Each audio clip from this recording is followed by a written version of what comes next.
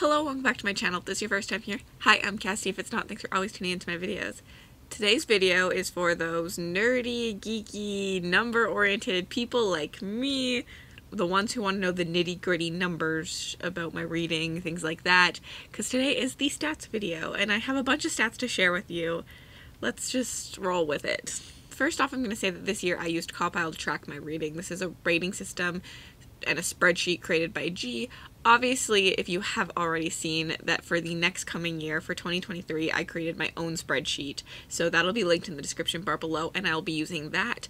But I didn't switch all my reading over because by the time I created that, it had already been like 120 books, and that just seemed like way too much work. And then I've also added in extra stats as we go and a lot of fun graphics and things like that. The first stat to probably know is that I read 132 books this year. I think there's a video that just came out that said I read 131, but I forgot to put Kraken Sacrifice on my spreadsheet, so it is missing that. I actually read 132 books this year, which is an incredible amount. It's the first time I've ever read more than 100 books. My goal is 72 books, which is 6 books a month, and the fact that I read 132 and almost doubled it is, like, insane. But, like, I'm not mad at it. And out of those 132 books I read, the biggest book I read this year was Dragon Mage, which came out at a whopping 986 pages. That's a chonker. That's a really big chonker. Close second to Dragon Mage is To Sleep in a Sea of Stars, which comes out at 878, as well as Eye of the World, which comes out at 779 pages. And then the shortest book I read this year was Little Slice of Hell, which is Creature Cafe #1, which was 87 pages. The close second to this is the first book in the Mind F series, which I think is 92 pages. And then also Rolling in the Deep novella, which is just over 100 pages. I've read more short books this year than I've ever read before, which was, I thought, quite interesting. And my average book length is 366 pages. I read a lot of short books, I read a lot of long books, so the average just makes sense to be somewhere in that 300 mark personally. That makes sense. And then if we're talking monthly, the month I read the most in was April. I read 26 books in April. Obviously, because of Realmathon, I did pick a lot of short books up in that month, which happens and I want to stop doing. For readathons, picking up smaller books just to get points, not a fan of anymore. I always find I'm picking up books that I probably wouldn't have read, didn't love as much. This year, I'm trying to figure out a way to not have that happen in Realmathon for anyone. I think points will be scored a little bit differently. And then I will say in April, my page count was 6,236 pages, which is how you can see that I read a lot of small books, because the next highest month for page count is February, where I read 5,131 pages, but I only read 13 books in February. So that's half the amount of books I read in April. So page count wise, April was just like high, but like not, like book wise, the average book length in April was just not it. Which is okay, there's nothing wrong with it. I just know that I'm picking up books that I'm not enjoying. There's nothing wrong with small books and reading lots of small books, but I know it's a problem for me and readathons and picking up books I'm not interested in just because I want to read another book and get more points for my team. And like, that's just not the vibe. There's too many books that I'm interested in. Why am I picking up books I'm not interested in? And in total, I've read 48,556 pages this year, which I don't know if that's good or bad relatively to anything else. I really don't pay attention to that. It's more my monthly page count.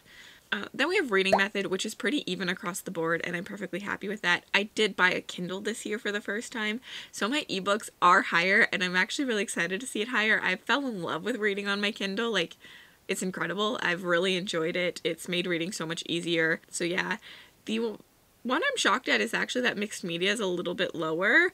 I feel like I read a lot of books mixed media, but maybe I don't. I mean, I do still. I think I read most of my physical books mixed media, but I do read a lot of ebooks and audiobooks that don't have the other formats. But like pretty much all of my physical books I end up using an audiobook for as well, either from the library or Scribd or Audible. So I think that's what happens, and that's why physical is so low. It's not because I'm not reading books off my TBR, because I actually am. It's just that I'm also going elsewhere to look for them. I'm not reading with my eyes as much, which I don't know how I feel. I don't really have many thoughts on this. I just do what I do and what I'm in the mood for. Then we have genre, which, to no surprise to anyone, my most read genre is fantasy. We have about 50% fantasy, just a little bit over, actually. We're sitting at 54.5%. I'm happy with this. Fantasy is my favorite genre, so the fact that more than half of my reading is fantasy is never a problem to me. I'm not a super stickler on this, like, I read to my moods, so like whatever happens within this graph and fluctuates is fine with me. The only thing I do want to do is probably read more horror. This is a genre I have been loving, and I don't read as much of. It's been a goal of mine last year as well, and now coming into 2023 it's going to continue being a goal to read more horror. So I have a graphic for you with all of my horror, and then I'm going to show you the ones that were hits and misses. So if it has a green border, that means it's a book that I love, I adored, a book that I'm still thinking about. So these are 4s and 5s, and then a couple of those really, really high 3s. And then if it has a red border, these are the 1s and 2s, and sometimes it's a really low 3 that like when I think on it, it's a book that I don't like as much. And then if it has no border, it's just like a 3-star, like mediocre, middle of the road. Nothing wrong with it. So essentially I want black borders and green borders to be the majority, but hopefully more green borders than black borders, and like red just can go shove it.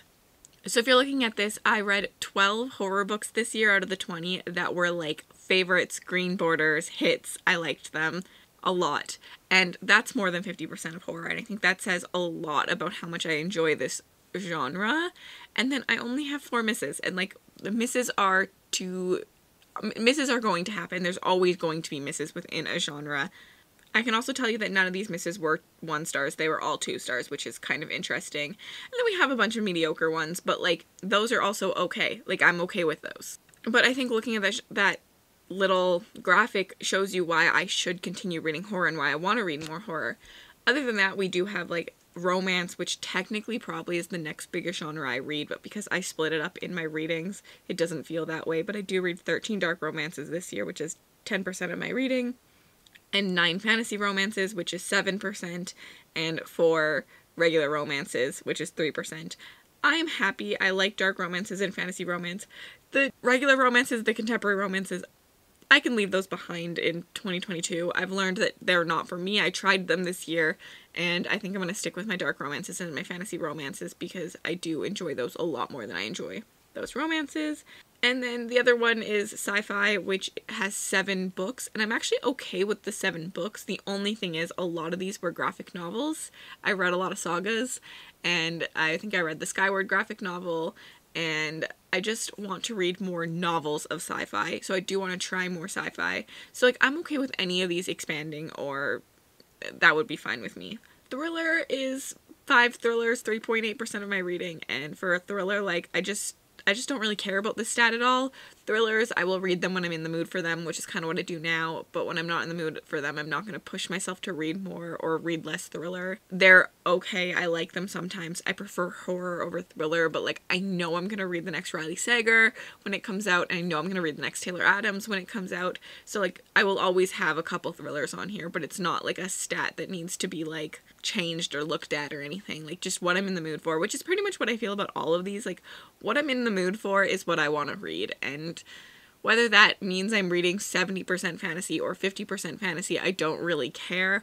The only one I'm looking for is to try more horror this year, just because I know I love that genre. And then let's look at some fun little stats about like subgenres and hybrid genres. So I made a couple more graphics. So something I said I loved this year were hybrid genres. So I made a graphic with all the hybrid genre books I've read. So I'm counting sci-fi fantasy, I'm counting sci-fi horror, sci-fi thriller, fantasy romance, anything with like those 2 genres that kind of overlap to make one book. And out of those, here are the hits and misses. So 9 out of the 16 were hits and only 2 were misses, which is like an incredible stat, I think. It really showcases how much I do like and enjoy these hybrid genre books. And then not a genre, but because everyone knows me for dragons, I did calculate all of the dragon books that I read this year. So I read 14 dragon books, and here are the hits and here are the misses. This one is not a good stat. Like, maybe I need to rethink things. I had 3 hits and 2 misses, which I had a lot of mediocre ones this year for dragon books. So hopefully next year my dragon book picking will be better. And then the last like subgenre one is I always say I like non-Western settings. So let's look at the non-Western settings I read. I'm actually really sad by this stat. I feel like I did not read enough non-Western settings this year. I honestly read very little POC authors, which is just like not a fan of for my own reading, and I want to do better next year. But here are the non-Western settings, and not all of these are own voices, I should say. Like, I know Nomads of the Sea is on here, and that is not own voices. And A Song for the Void happens within the waters of the, in China, in the waters in Korea, I believe? No, South China. And so it's also not own voices. I think the rest are all own voices. But here are the hits. I had 5 hits and only 2 misses, and both of my misses were more historical than fantasy, so I think that this actually really shows that it's something I need to continue to read and prioritize. A boring stat, but I read 76% novels and 18% novellas and 8% graphic novel, 6% graphic novels, sorry. And you know what, I just read more novellas than I ever have. I don't really care about this at all, but I just figured I'd tell you. That's the stat.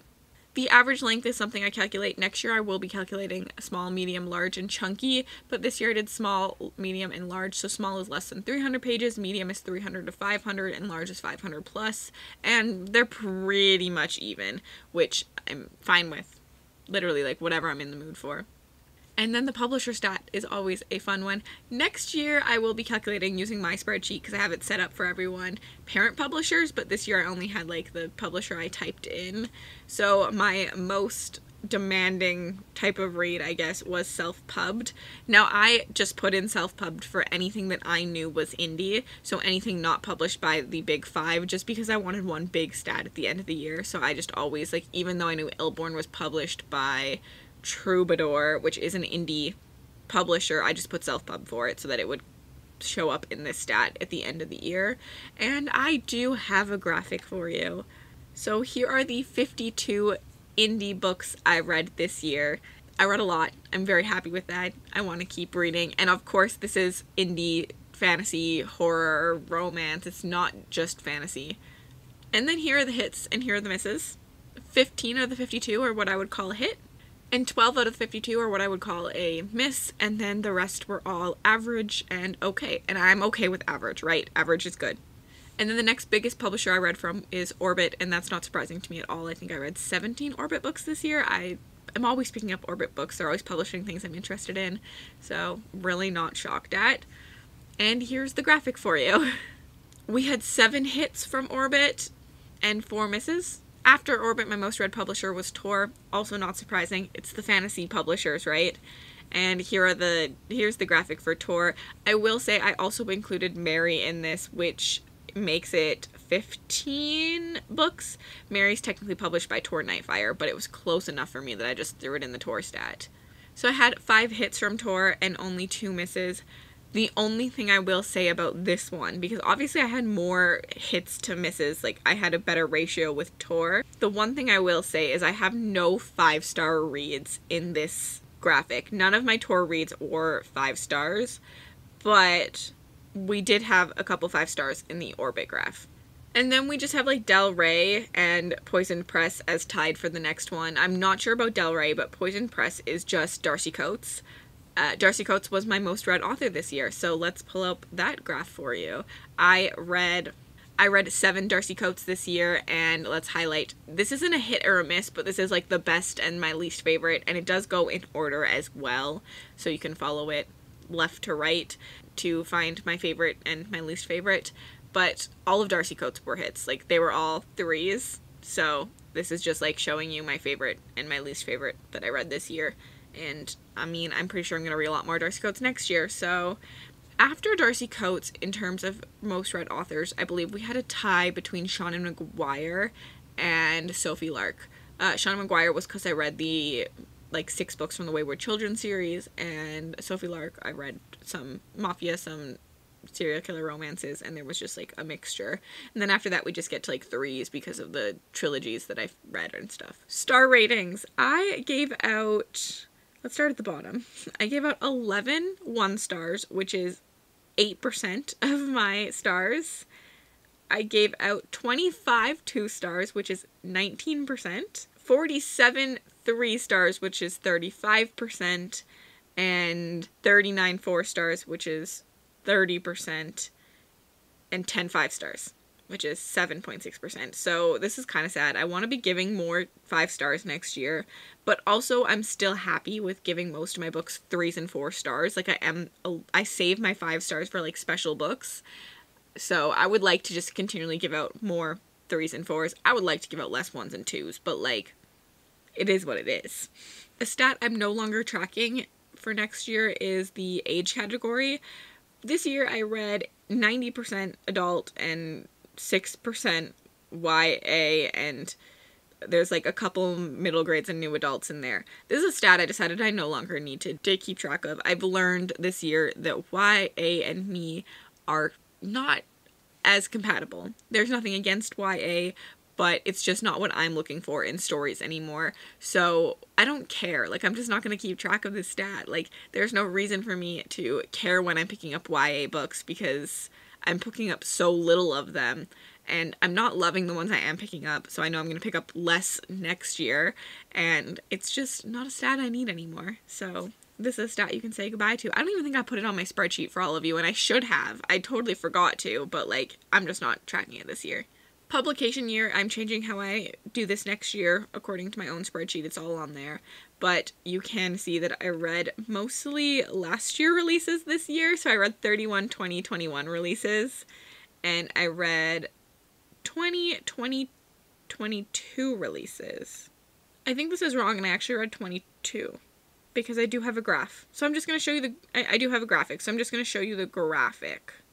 So here's the graphic of new releases I read this year, and then here are the hits and the misses for new releases. 10 of those 22 were hits, and 6 were misses. I actually DNF'd a lot of new releases too, though, so the stat isn't like completely accurate in terms of like what I was liking about new releases, but I still enjoy looking at it and think it's a cool stat to look at.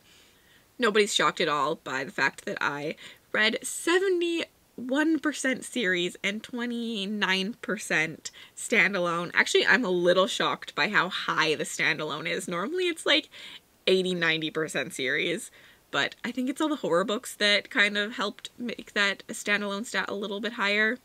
And then we already know all the series stats because I talked about that in my series video, but we do have some graphics for you. So I read 5 series from start to finish this year, and then I also finished just like one other series. So I completed 6 series, but here are the 5 that I read from start to finish, and then here is the Storm of Echoes, which is the last book in another series. So I completed 6 series this year. I think it's interesting to see that I read all of the series that I completed were ones that I started and finished and like marathoned or binged this year. So let's go through and look at my favorite book in the series versus my least favorite book in the series. So you'll see the red and green for that. I think it's interesting to see that most of the time my favorite book in the series was the first book and my least favorite was the last book. There are a couple different ones with this. For like the Ash of the Sun series, I couldn't pick a least favorite. I liked them all equally. I loved them, so they all got green borders. And then for the Mind F series, the middle book was my favorite, still with the last being my least favorite. Honestly, I will say that this is a stat that the last book always ends up being my least favorite book. I'm not a big fan of endings, so I do know this stat, but typically I find the middle book is my favorite, so I'm shocked by how many times I thought the first book was my favorite. And then I read 52% from new authors and 47% from authors I read from before. I'm happy with this stat. Maybe a little bit higher would be authors I read from before, just because I want to continually pick up books and authors that I'm loving and like continually reading through backlists and stuff. But other than that, like, I'm pretty happy with where that stat stands. Another fun stat I thought was to look at the books I read for book clubs. So I read a bunch of books. I read a bunch of books for Backlist, for the Indie Archive, for the Unofficially Official, and for the one that I don't host, which is Femmes Aficionadas, I read Dragon Mage for. So here are those books in that graph. So I read 16 books to completion for a book club. This is not including any DNFs because I think I DNF'd 2 of the unofficially official book clubs, maybe 3. And if you look at the hits and misses, I had a majority of misses, less hits for book club picks, which is sad, and we're hoping the curse is broken next year with all the book club picks. And then just to be a little extra, I decided to look at my reading and look at the books and see what trends there were, kind of like Kayla does. Like, Kayla literally does this for like things that I tried to look at things that happened within the book covers or in like the titles. So let's go through the title one that I think I saw a lot of. I noticed that a lot of my books were water related titles. This isn't even including books that were actually water related, but we have words like drowned, ship, wake, sea, pirate, lake, kraken, the deep, rain, sea again, all showed up in my reading this year. And there were a couple books on here that were water-related books that just didn't have a water-related title. Another one I saw a lot of was name is a place but not a pronoun. I don't really know how to explain this, but it's like a descriptor word. So instead of getting, like, we're describing a place, essentially, is what I kind of went with. Like, describing a place, but we're not using a pronoun for it. So we have The Last House on Needless Street, The Bone Ships, City of Ghosts, The City of Stairs, The Cavern, The Seance in Apartment 10, Jade City, The House Across the Lake, Gallows Hill, There's Someone Inside Your House, which is kind of maybe not supposed to be there because it's not describing the place, but house is in there. The Deep, The City of Dusk, The Craven Manor. Like, do you see what I'm trying to say? Like, we're describing, like, a place to be. I thought that was interesting trying to see in my reading.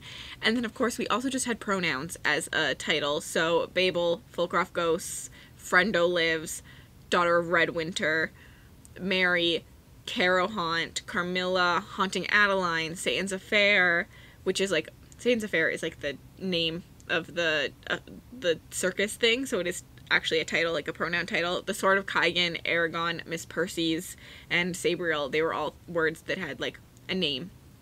These were all titles that had a name in them. I thought it was interesting to see. Another one that I saw was Sources of Light as like title words. So To Sleep in a Sea of Stars, stars are a source of light. A Touch of Light, Fire the Forebears, fire is a source of light. Stones of Light, glint, reflects light, so I would count it. Blood and Fire, fire, the fires of vengeance, fire. A King's Radiance is light. Ashes of the Sun, and She Who Became the sun is light. This one's a little bit smaller, but I did think that it was an interesting little pool. And I also saw movements as things in titles, so not just like directions like south, west, east, but like a movement. So like Into is like a movement, or Fall. So we had Into the Drowning Deep, which has Into, The Fall, Flight, which is in Dragonflight, Rolling, we had Tumbling, there was Hunted, which like is kind of a movement, but like that was a little bit of a stretch, but I thought it counted enough. Beneath, Rise, Side, which is more of a direction. Another Into, we have Across, we have Down, we have, I counted the Wake as a movement, because like if you're thinking about the ocean, the wake of the, it's called the wake of the waves, and I feel like that's motion. And then Across again, so I did think movement was a cool one to see. And then just looking at the covers, I didn't go by color or anything, but something I did notice was this like greenish yellow gold font. I don't really know how to describe it, that showed up on a lot of books. It's like a kind of a goldy font, but I feel like it has a little bit of hints of like green to it. Maybe that's just me, but like, you know, like a gold font really showed up on a lot of my books this year. And there you have it. Those are all the statistics I have for you in terms of my reading. There isn't a lot of things to change about next year. I just think that this is a cool video just to like see what happened this year. It's not really a video anymore that makes me change my reading at all. It's just kind of a reflection on what I did read. Where like the first year I did this, I looked at it and was like, oh, I want to do this, this, and this. This year was more just like, I'm reflecting on what I read last year because I was happy with my reading last year. And if you found any of this interesting, let me know. If you have any trends in your reading that you saw in terms of like book titles or cover colors or something like that, let me know down below. I think it's really fascinating to see those small words. I actually will say a lot of the buzzwords that Kayla does for Buzzwordathon, I mean, she's like a pro at it, do come up. Like I did have a lot of weather related words in my reading, but I didn't, and I had a lot of sound related words in my reading, but I didn't put those in. I did see them, and those both are buzzwords for Buzzwordathon this year. Anyways, thank you so much for watching. If you aren't feeling chatty and you'd like to leave me an emoji down below, leave me a running emoji or like a movement emoji of some sort. And then if you'd like to connect with me on other platforms, my Bookstagram, my Book Twitter, my Goodreads, and my Patreon, all linked down below. And have yourselves an absolutely remarkable day.